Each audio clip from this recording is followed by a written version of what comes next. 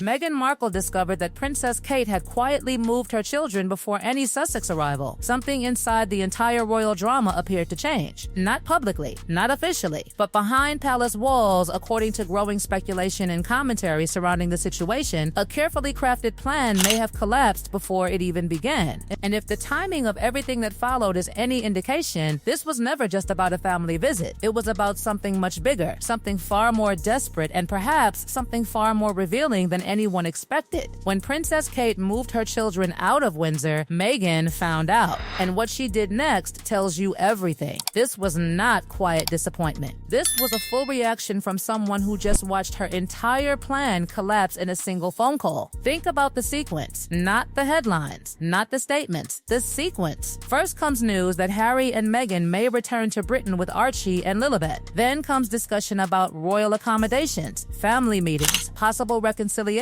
In photographs, everyone immediately starts imagining. And then suddenly, Kate quietly makes a move. No press conference, no dramatic announcement, just action. Before we get to Meghan's reaction, let's talk about what Kate actually did and why. She moved her children. Not dramatically, not publicly, quietly, the way women who have been through something serious learn to protect the people they love without making it a scene, without issuing a statement, without asking anyone for credit. That decision may sound small on the surface, but in royal circles, small decisions often create the biggest earthquakes, because what disappeared in that moment was not merely an opportunity for cousins to meet. According to commentators following the story, what vanished was the possibility of photographs, the possibility of powerful images, the possibility of headlines showing Archie, Lilibet, George, Charlotte, and Louis connected in a single frame. And suddenly, the timing of everything afterward became impossible to ignore. Kate has been through cancer. She sat in front of a camera and told the world steadily, without drama, that she had been diagnosed and was undergoing treatment. Then she went home and got on with it. She showed up when she was needed. She shielded her children from the worst of it. There is another reason this decision landed so hard. Kate has been here before. She remembers things most people forget. She remembers uncomfortable moments that the public only glimpsed for seconds. Do you remember the walkabout after the Queen died? Kate herself said it was one of the hardest things she had ever been asked to do, standing beside Meghan in public, keeping her composure, doing her job while knowing everything she knew. That walkabout never really disappeared from public memory. The smiles were there, the cameras were there, but so was the tension. Millions saw it, and perhaps Kate remembered every second of it. There was a moment on that walkabout that people still talk about. Kate moved forward to greet the crowd. Meghan stepped back. Body language experts called it nerves. People who have watched Meghan closely called it something else entirely. Kate remembered, and this time she made a different choice. Then came what many observers describe as the real turning point. When Meghan found out that Kate had moved the children, the one thing she needed most for this trip was suddenly gone. Not the palace visit, not the reconciliation, the photographs. Archie and Lilibet beside their cousins George and Charlotte in the same frame. The kind of image that would have generated more coverage than anything she has done in the last 2 years. Gone,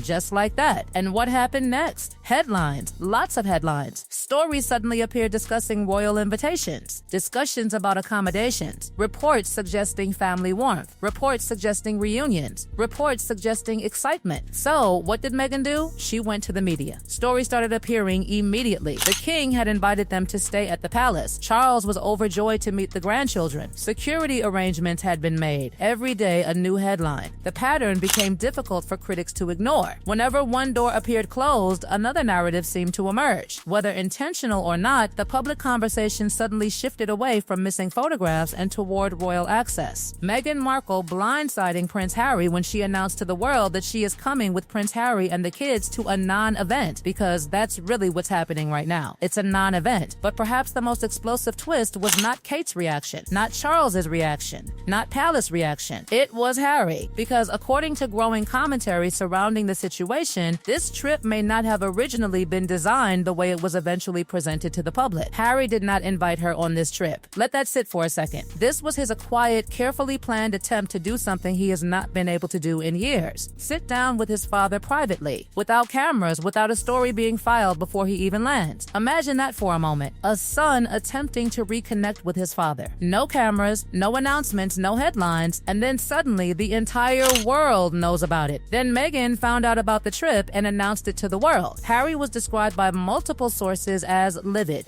He had to call the palace and explain something he never agreed to. If that account is accurate, it reveals something much deeper than another royal disagreement. It suggests two people moving in completely different directions while sharing the same public story. And perhaps that's why another detail has attracted increasing attention. Meghan recently posted a photograph of herself and Harry together. It was from 2017, 8 years ago, because there are apparently no recent ones. Why use an 8-year-old image? Why now? Why not something current? Questions like these are exactly why speculation surrounding the Sussexes continues to grow. Every new detail seems to create 3 more questions. Every explanation seems to open another mystery. The answer, according to critics and commentators following every twist of this saga, may have very little to do with family and everything to do with survival. Because while headlines were focused on Windsor Castle, another story was unfolding behind the scenes. A story involving a struggling business venture, uncomfortable sales questions, and growing speculation that Meghan's lifestyle brand was facing far more serious challenges than the public originally realized. Suddenly, the timing of the royal visit looked different, not emotional, strategic, and that is where the entire story takes a dramatic turn.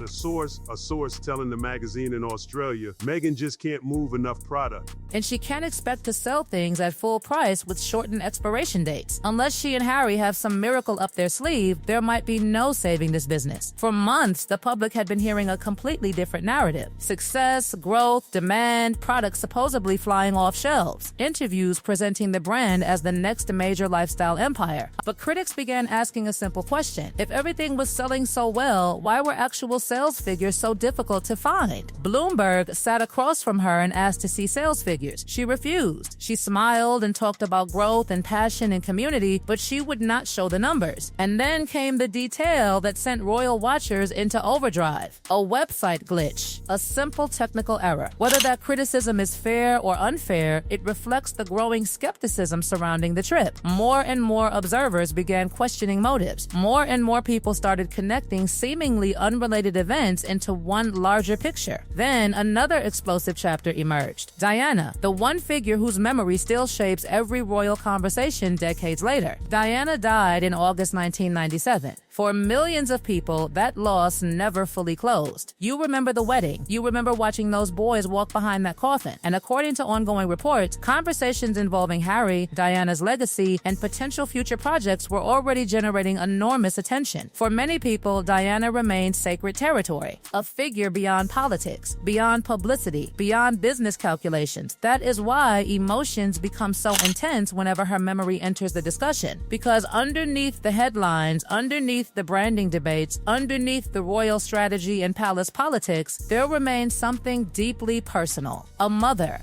a son, a family that never fully healed. And perhaps that is the most uncomfortable part of this entire story. Because while everyone argues about photographs, invitations, product launches, and palace access, time continues moving forward. The second moment is King Charles. He has cancer. He is still working, still showing up every single day. That reality hangs over everything. A father trying to reconnect with a son trying to find his place, a future king reportedly drawing firm boundaries, a princess protecting her children, and somewhere in the middle of all of it, a visit that now carries far more weight than anyone originally expected. The palace doors may open, meetings may happen, headlines will certainly explode, but the real question remains unanswered. What happens when cameras leave? What happens when photographs are no longer useful? What happens when public narratives finally collide with private realities? Because despite every headline, every interview, every rumor, and every dramatic twist, this story does not feel finished. It feels like the beginning of something much larger. And if the events leading up to this visit have revealed anything at all, it is that every move now carries consequences. Every decision creates another ripple. Every silence creates another question. The children have been moved. The photographs may never happen. The business questions refuse to disappear. The family tensions remain unresolved. And somewhere behind palace walls, conversations are happening that the public may never hear. For now, the pieces are still moving. The players are still positioning themselves. And the mystery at the center of this royal drama remains exactly where it has always been hidden behind closed doors, waiting for the next chapter to reveal itself.